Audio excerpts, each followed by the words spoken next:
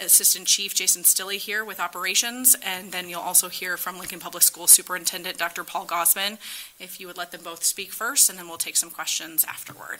AC Stilley. Thank you. I do want to thank you all for showing up on very short notice.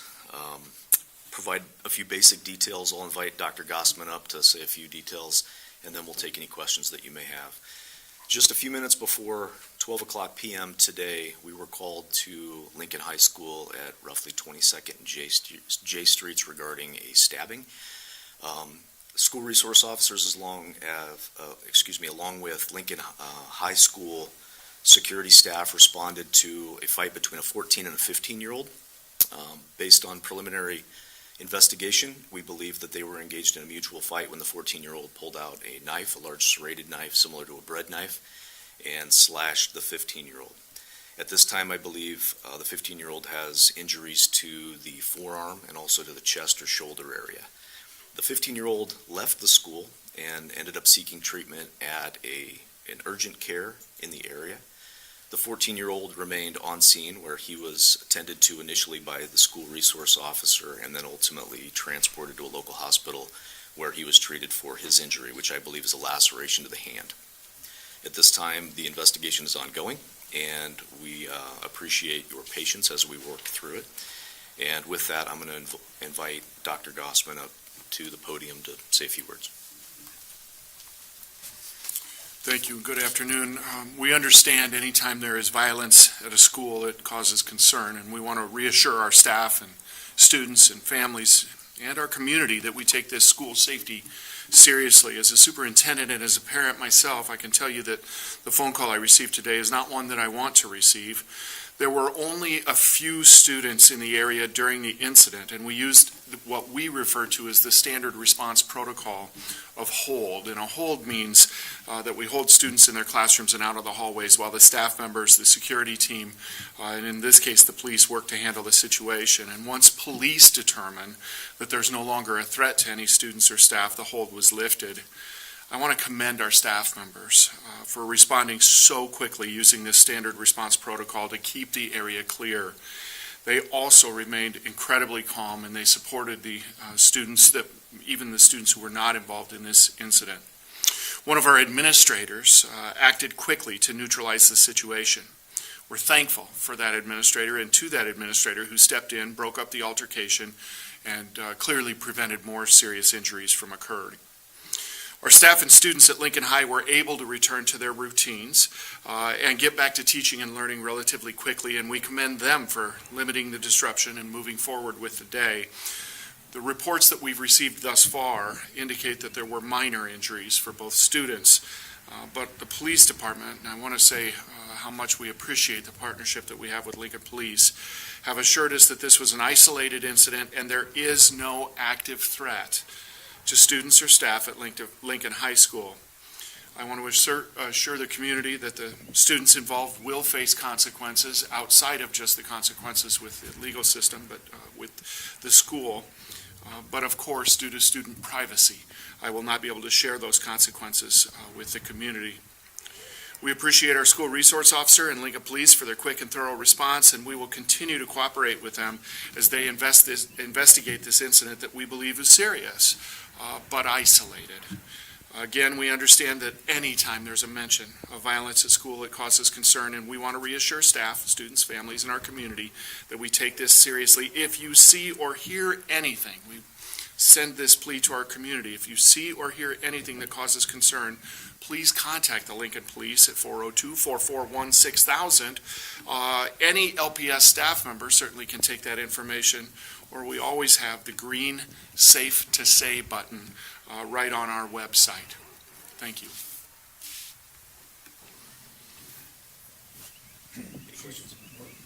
Were the injuries stabbing or slashing? Slashing. That's my understanding, yes. How did the student manage to get to the urgent care? Did somebody take him there? Did he go himself? You know, it's a little early on, so we're about 2.5 hours removed from this. We just know that we responded at about 11:58, 11:59. Initially, our school resource officer that was inside the building at Lincoln High was radioed over the radio by other staff at Lincoln High School, And that's what prompted him to respond, and then, of course, he channels it out to the 911 communication center that lets all officers know about that incident. At 12:06, we were notified at the urgent care that someone showed up with a slashing injury, and so we responded to that. So the administrator broke up the fight, so when that happened, the 15-year-old who left to go get treatment at the urgent care just managed to leave the school? Keep in mind, I think any time that there's a disturbance between two kids and one has a knife, I mean, that's a very traumatic event for a lot of people. There's a lot of stuff going on at that point in time. I don't exactly know right now how he got to the urgent care, but that's going to be part of the investigation, of course. Keep in mind, we do have security cameras both inside the school that LPS has access to. There are other cameras in businesses that are outside, and we'll be able to put that together, but right now I don't have that answer for you.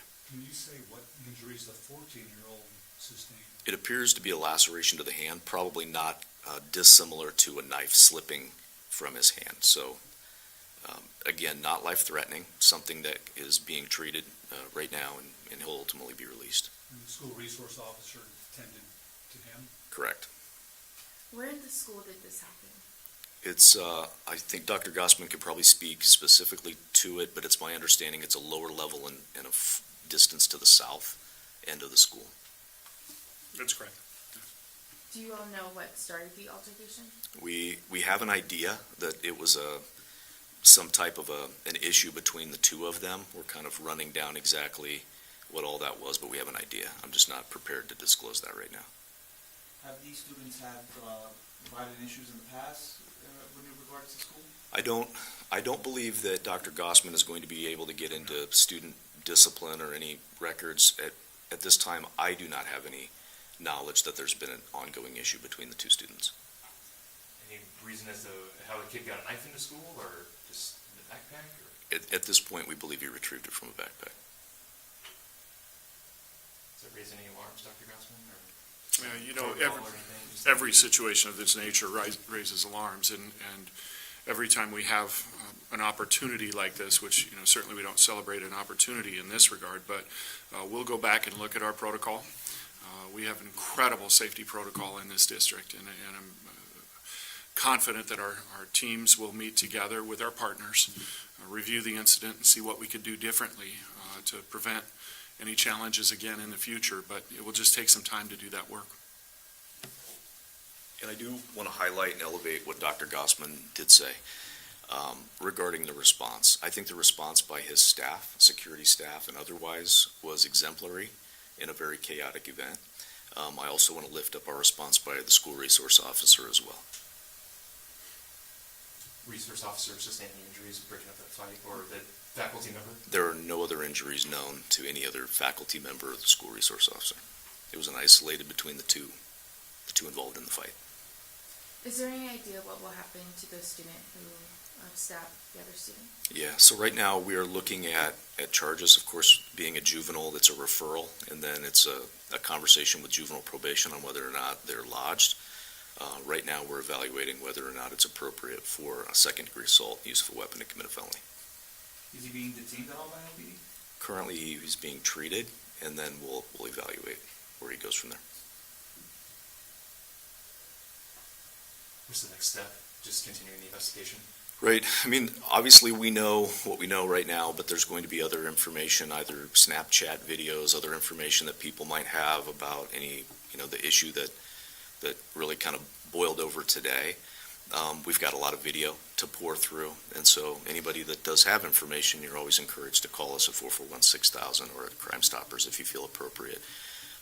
But again, we believe this is an isolated incident, and we're grateful that the injuries were not more serious. And again, I'm appreciative to the staff of Lincoln High School for being very prompt. Were there other students around to witness what went down? I believe so, but I can't give you a number. Can't either. Very few. Very few. Very good. Thank you. Thank you. Thank you very much.